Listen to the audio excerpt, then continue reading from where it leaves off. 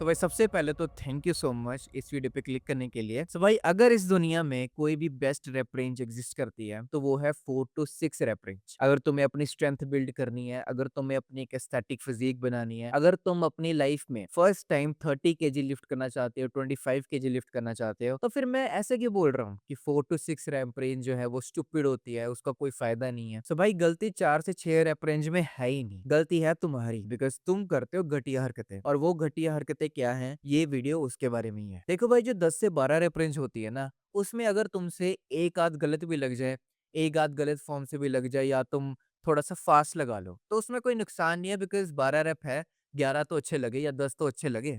But इसमें जो 4 से 6 रैप है, उसमें एवरी रैप जो है ना वो काउंट होता है। बिकॉज़ इस रैप रेंज में तुम्हारे पास ऑप्शन ही नहीं है कि तुम कुछ गलत लगाओ।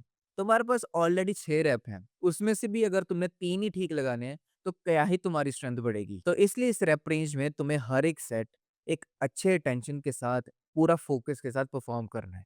बस ये मोस्टली लोग गलती करते हैं। फॉर एग्जांपल, अगर तुम इंक्लाइन चेस्ट प्रेस लगा रहे हो, तुम्हारे हाथ में हैवी डंबल्स हैं, तो तुम मेक श्योर करोगे कि तुम जितने भी रैप लगा रहे हो, 4 या 5 या 6, तुम्हें बिल्कुल फ़ील हो रहा है कि तुम क्या लगा रहे हो। ये गलती अगर तुम कर रहे हो तो तुम्हें मैं जज भी कर सकता हूँ कि तुम एक वीक माइंडसेट वाले पर्सन हो या फिर स्ट्रॉन्ग माइंडसेट वाले।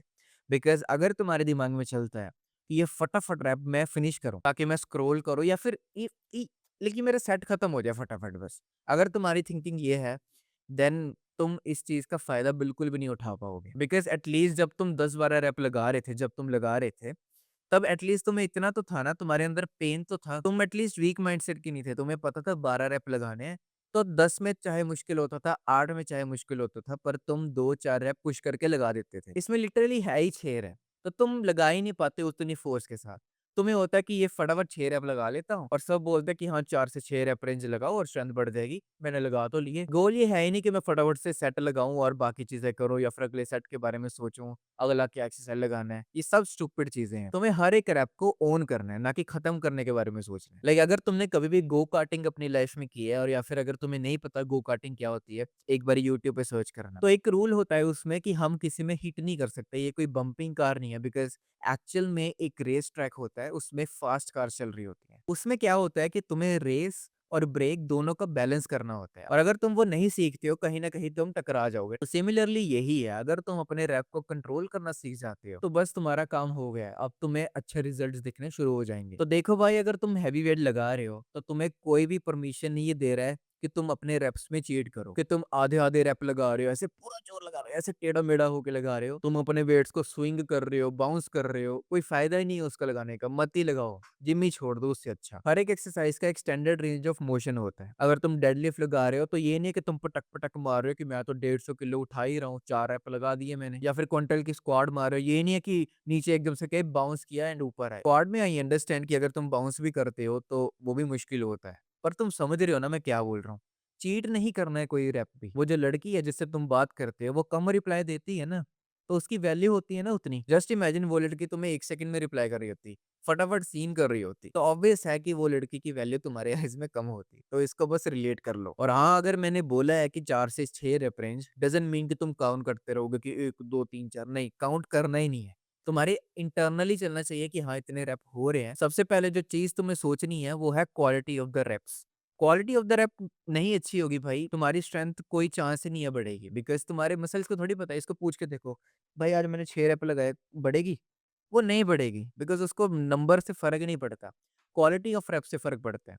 उसका कितना पावर यूज़ हुआ है, उस मसल की कितनी पावर यूज़ हुई है, तुम्हारा कितना एफर्ट लगा है, लाइक वो ही मैटर करता है बस। ये नंबर फिर क्यों सेट किया है अगर इसको नंबर से नहीं फ़र्क पड़ता? बिकॉज़ जितना तुम हेवी लगाओगे, उतने तुम्हारे नंबर्स भी डाउन होंगे, पर लोड बढ़ जाएगा।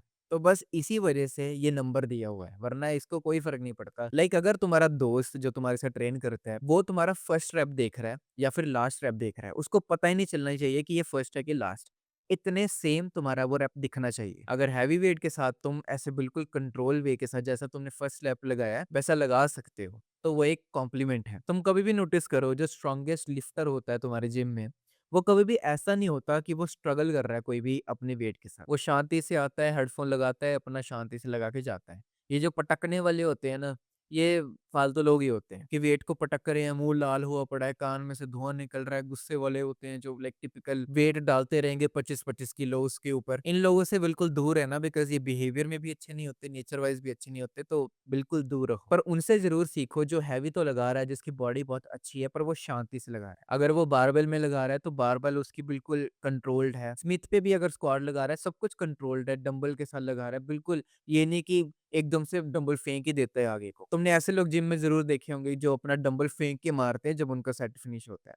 ऐसे लोगों में से कभी भी मत काउंट होना। जो बंदा जितना स्मूथली अपने वेट को कंट्रोल कर सकता है और अपने रैप को कंट्रोल करता है, वो उतना ही स्ट्रॉन्ग है। उसको बोलने की ज़रूरत नहीं है, उसको वेट पटकने की ज़रूरत नहीं है, उसको ठक-ठक प्लेट्स लगाने की आवाज़ आने से कोई मतलब नहीं है। बिकॉज़ ये वही लोग होते हैं जिनको दिखाना होता है कि हम देखो कितने स्ट्रॉन्ग हैं।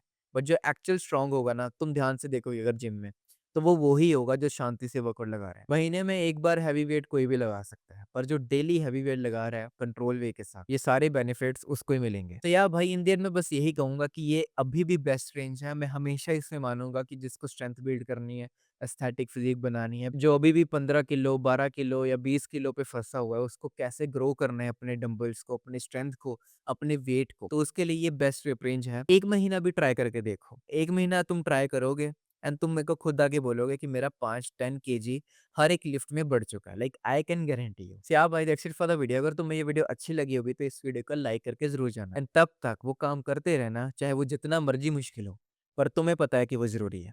मैं तुम्हें मिलता हूँ अगली वीडियो में।